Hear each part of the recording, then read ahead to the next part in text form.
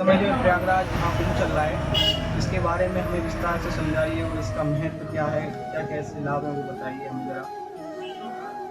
प्रयाग का जो महात्म है वो बहुत अद्भुत है।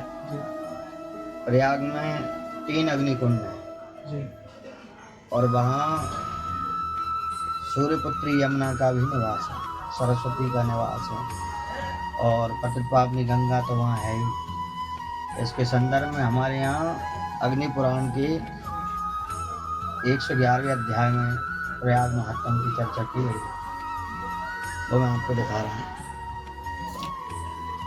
ये अग्नि पुराण है जिसमें 111वां अध्याय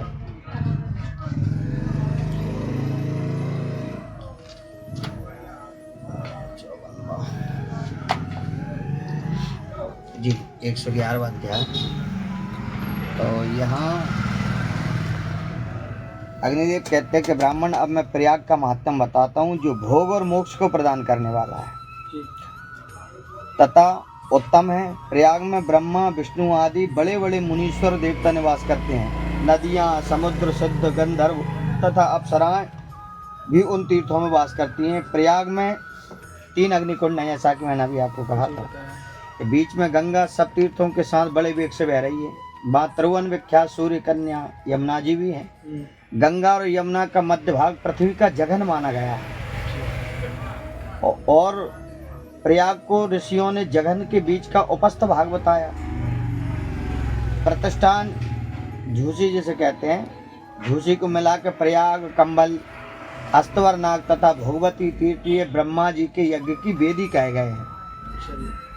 क्या कहा है इसको? वेदी कहा है। प्रयाग में वेद और यज्ञ मूर्तिमान होकर, इस समय जो कुंभ चल रहा है इसमें यज्ञ और वेद सब मूर्तिमान रूप में है। उस तीर्थ के स्तवन, नाम संकीर्तन तथा वहाँ की मिट्टी का स्पर्श, वहाँ की जो रजवी है उसका स्पर्श मात्र करने से भी मनुष्य सब पापों से मुक्त हो जाता है। प्रयाग में गंगा और यमुना के संगम पर किए हुए दान, श्राद्ध और जप आदि सब अक्षय होते हैं। वेद अथवा लोग किसी के कहने से भी अंत में प्रयाग तीर्थ के भीतर का मरने का विचार नहीं छोड़ना चाहिए। प्रयाग में 60 करोड़ 10,000 तीर्थों का निवास है। 60 करोड़ 10,000 तीर्थों का निवास है, अतः वह सबसे श्रेष्ठ है। वासुकी नाग स्थान, भोगवती तीर्थ, हंस प्रपतन ये उत्तम तीर्थ हैं। कोटि गौदान से जो फल मिलता है वही इनमें 3 दिनों तक स्नान मात्र करने से प्राप्त होता है। जैसा आपने 1 करोड़ गईयाँ दान की, उसका जो पुण्य मिलेगा वो मात्र 3 दिन स्नान करने से मिलता है। प्रयाग में माघ के मास में मनीषी पुरुषों ने ऐसा कहा है कि गंगा सर्वत्र सुलभ है, किंतु गंगा द्वार, जिसको हम हरिद्वार भी कहते हैं, प्रयाग और गंगा सागर संगम, इन 3 स्थानों में उनका मिलना बहुत कठिन है।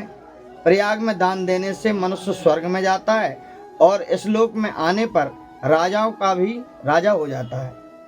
वहाँ अक्षयवट है प्रयाग में। अक्षयवट के मूल के समीप और संगम आदि तीर्थों में मृत्यु को प्राप्त हुआ मनुष्य भगवान विष्णु के धाम को जाता है।